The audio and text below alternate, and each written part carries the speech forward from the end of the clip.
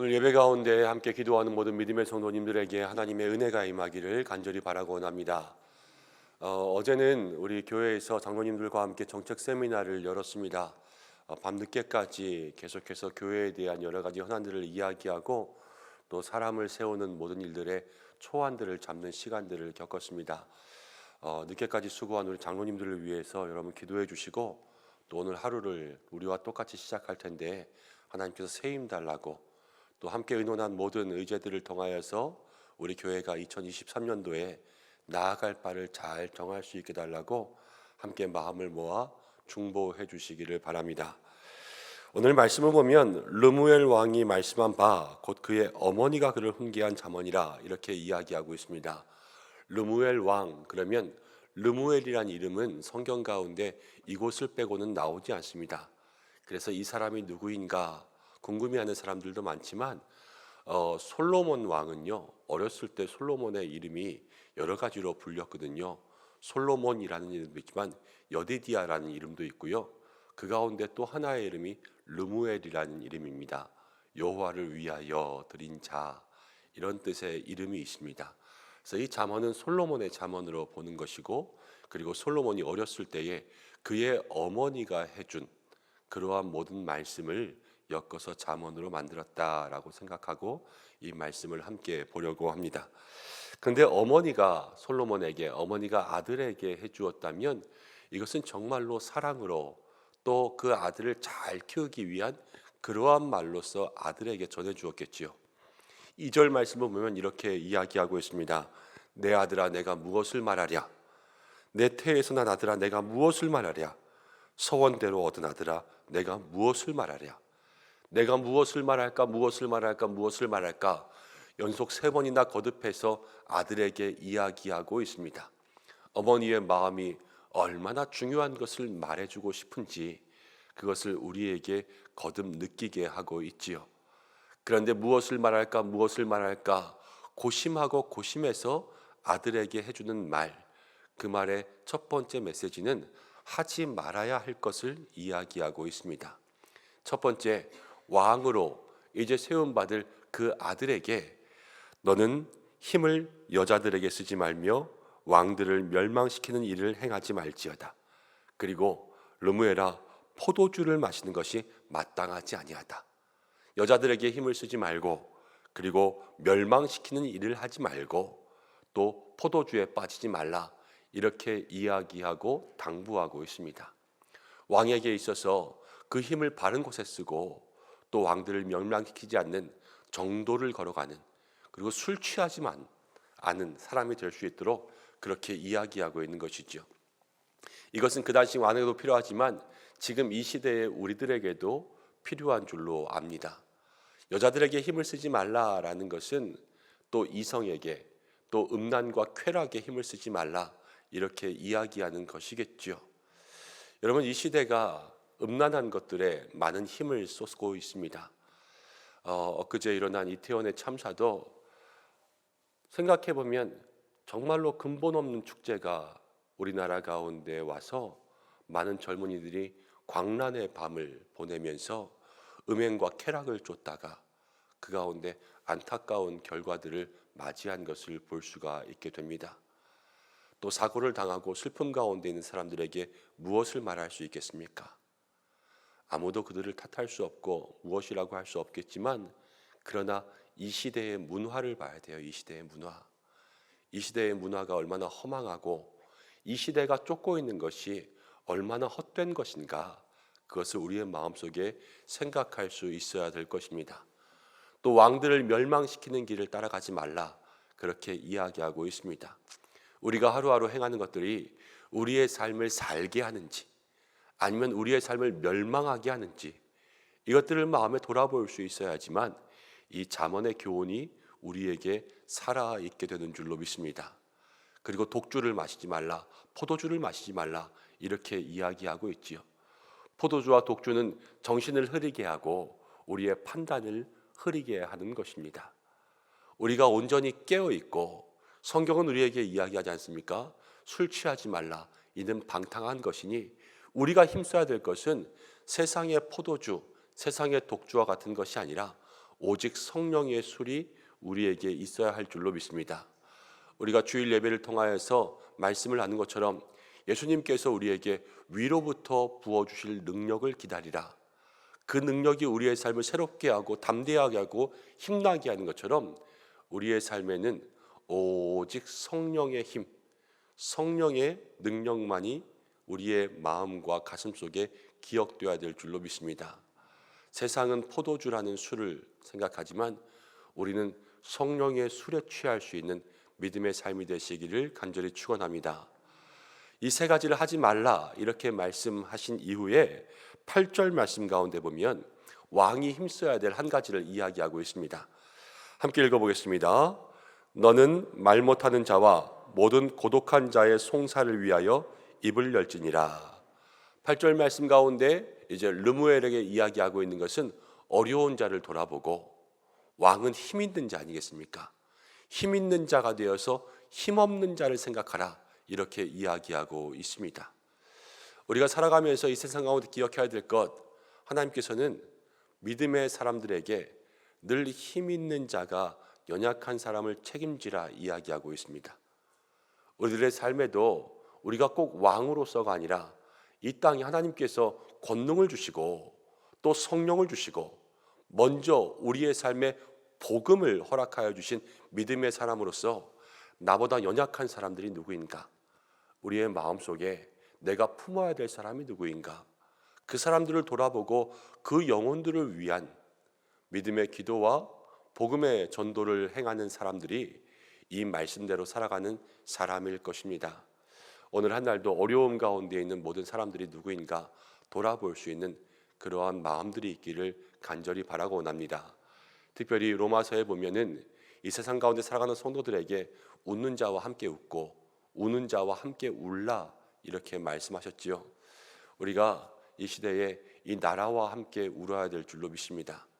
세상 사람들은 슬픔 가운데 울지만 우리는 이 나라의 비탄함 가운데 함께 울고 이 세상의 허망함 가운데 함께 울고 이 세상이 그렇게 허망한 끝을 향하여서 달려가고 있는 것에 함께 울어서 연약한 자들 또 사망의 길로 가는 모든 그 사람들을 위하여서 우리의 입을 열어 함께 기도할 수 있는 믿음의 성도들 되시기를 바랍니다.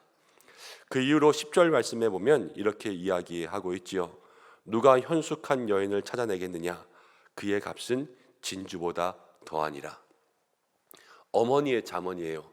아들에게 있어서 꼭 해주고 싶은 말 무엇이냐면 현숙한 여인을 찾으라. 이것이 어머니의 훈계였습니다. 우리도 그렇지 않습니까? 우리가 자녀들의 배우자를 위한 기도를 할 때마다 우리의 자녀들이 똑바른 올바른 남성을 찾고 또 현숙한 여인을 찾는 것을 바라는 것이 다 우리들의 소망일 것입니다. 결혼을 앞두고 결혼 정년기에 있는 우리 모든 믿음의 청년들에게 하나님께서 예비하신 이삭과 리브가와 같은 그러한 배우자들이 나타날 수 있기를 주님의 이름으로 축복합니다. 현숙한 여인을 찾는 것이 얼마나 좋은 일인가. 그 여인이 가정을 세우고 삶을 세우고 가정의 어려움들을 극복하게 하고 가정 가운데 하나님께서 주시는 놀라운 축복이 임하는 통로가 된다는 것을 구구절절 설명하고 있습니다. 그런데 마지막에 있는 말씀을 보면 이제 30절에 이렇게 나옵니다.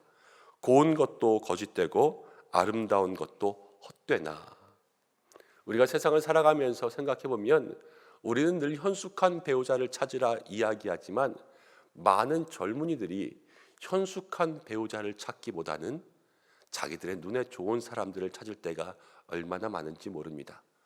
부모님들이 때로는 아니라고 이야기해도 고집하면서 끝까지 우기는 경우들이 참 많이 있지요. 그래서 그 삶에 자기가 원하는 대로, 세상 말로 하면 자기의 입맛대로 사람을 골라서 그렇게 가정을 이룰 때가 얼마나 많습니까? 그런데 왜 사람들이 그렇게 현숙한 여인을 찾는 것이 아니라 매력적인 여인을 찾는가? 그것을 우리는 한번 생각해 보아야 됩니다. 오늘 말씀 가운데 보면 고운 것도 거짓되고 아름다운 것도 헛되다 그랬어요. 그런데 우리는 살아가면서 고운 것과 아름다운 것을 찾습니다. 고우면 좋다고 생각하고 아름다우면 좋다고 생각하지 않습니까? 그렇지만 성경은 고운 것과 아름다운 것 오래가지 않는다 이렇게 이야기합니다. 성경에서 우리에게 이야기하는 것, 우리는 외모를 취하지만 하나님은 중심을 본다, 이것을 이야기하고 있지요. 오늘 우리가 믿음의 귀한 삶을 살아가면서 먼저는 우리들이 외모를 취하는 사람이 아니라, 헛된 것을 취하는 사람들이 아니라 그 마음의 중심을 들여다볼 수 있는 믿음의 사람들 되시길 바랍니다. 그리고 우리들에게 있어서도 마찬가지지요. 고운 것도 아름다운 것도 여러분 오래가지 못합니다. 그렇지만 우리의 마음은 하나님 앞에 영원히 기억되는 줄로 믿습니다. 우리의 삶의 겉모습보다 하나님 안에서 우리의 내면을 아름답게 꾸밀 수 있는 믿음의 삶들이 되시기를 바랍니다. 그리고 우리의 자녀들에게 있어서도 영적으로 가르쳐야 될 것은 무엇이냐면, 무엇보다도 내면에 믿음의 아름다움이 있는 사람을 만나라. 이것이 우리들에게 있어서 또 자녀들에게 남겨야 될 믿음의 교훈인 줄로 압니다.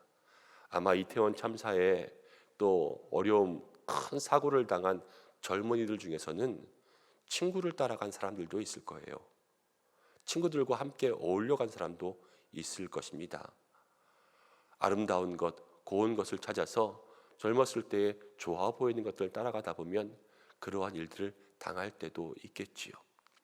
그렇지만 마음에 진실하고 믿음에 진실한 사람들과 그들과 함께 친구하고 그들과 함께 사랑을 나누다 보면 그들이 걸어가는 그 길은 복된 길을 걸어가게 될 줄로 믿습니다. 우리의 모든 자녀들이 그 길에 있기를 주님의 이름으로 축복합니다. 30절 마지막 절은 이렇게 이야기하죠. 오직 여호와를 경외하는 여자는 칭찬을 받을 것이라. 여성뿐만이 아닙니다. 우리의 모든 성도가 여호와를 경외할 때 온전한 칭찬이 임할 줄로 믿습니다. 그래서 마지막 31절 잠언의 마지막 절은 이렇게 이야기합니다. 그 손의 열매가 그에게로 돌아갈 것이요 그 행한 일로 말미암아 성문에서 칭찬을 받으리라. 오직 여호와를 경외하는 모든 믿음의 성도들에게는 하나님 주시는 열매가 있을 것이요 성문에서의 칭찬이 무엇입니까?